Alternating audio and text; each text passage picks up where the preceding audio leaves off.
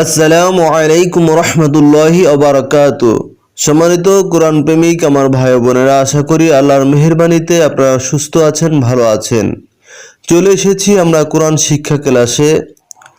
আমরা এই ক্লাসে সূরা ফালাক শব্দে শব্দে উচ্চারণ করে শিখব, রিডিং পড়ব এবং এর সাথে সাথে থাকবে সরল অনুবাদ।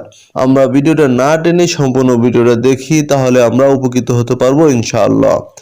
আজকে আমরা সূরা ফালাক শিখব। এই সূরা ফালাকে মোট 5টি আয়াত রয়েছে এবং এটি মক্কায় অবতীর্ণ হয়েছে। চলুন তাহলে কথা না বাড়িয়ে আজকের ক্লাস শুরু করি। আউযু বিল্লাহি মিনাশ শাইতানির রাজীম। বিতাড়িত শয়তানের কুমন্ত্রণা থেকে আল্লাহ তাআলার নিকট সাহায্য প্রার্থনা করছি। বিসমিল্লাহির রহমানির রহিম। শুরু করছি আল্লাহর নামে, যিনি পরম করুণাময়, অতি দয়ালু। কুল আউযু বিরাব্বিল ফালাক। কুল আউযু বিরাব্বিল ফালাক। এখানে পেশের বাম পাশে যজমলা ওয়া, মদের হরফ এক আলিফ টান, মদের তবাই। আর ফালাক এটা কলকলা হরফ। আমরা জানি কফ তোয়া বা জিম দাল 5 হরফে যজম কিংবা অক্ফ হইলে কলকলা করতে হয়। কলকলা মানে এরকম একটা ধাক্কা দিয়ে পড়তে হয়।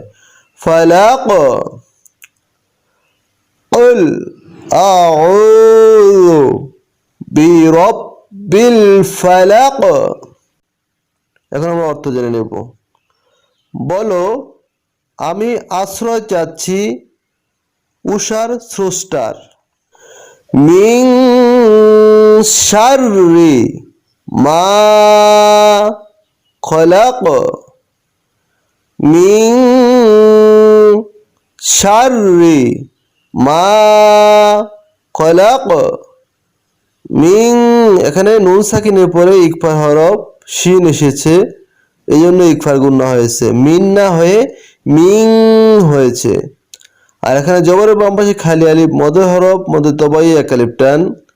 খলাক এটা কপটা কলকলা হরফ, এটা অক্ফ হওয়ার কারণে এখানে কলকলা হবে। কফ তোয়া বা জিম দাল 5 হরফে যজম অথবা অক্ফ হলে কলকলা করে পড়তে হয়। খলাক মিন শাররি মা খলাক।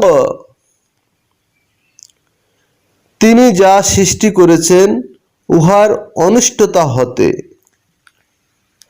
ওয়া মিন শাররি গাসিকিন ইযা ওয়াকাব। ওয়া মিন শাররি গাসিকিন ইযা ওয়াকাব। ওয়া মিন শাররি গাসিকিন ইযা ওয়াকাব। অনিষ্টতা হতে রাতের, যখন ওটা অন্ধকারাচ্ছন্ন হয়। ওয়া মিন শাররিন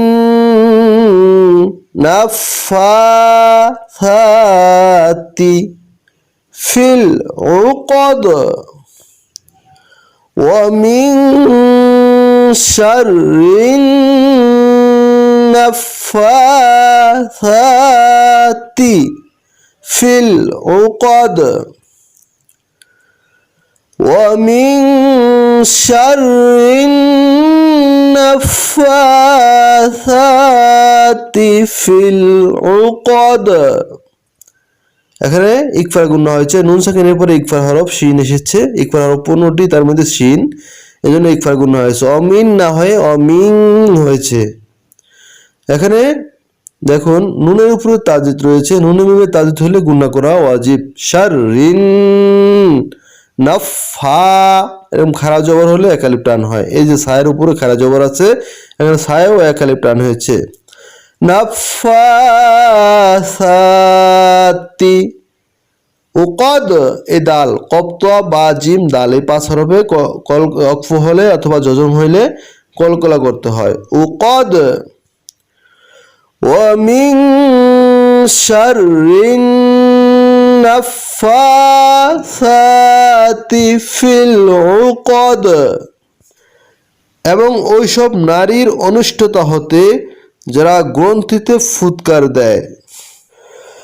ওয়া মিন শাররি হাসিদিন ইযা হাসাদ,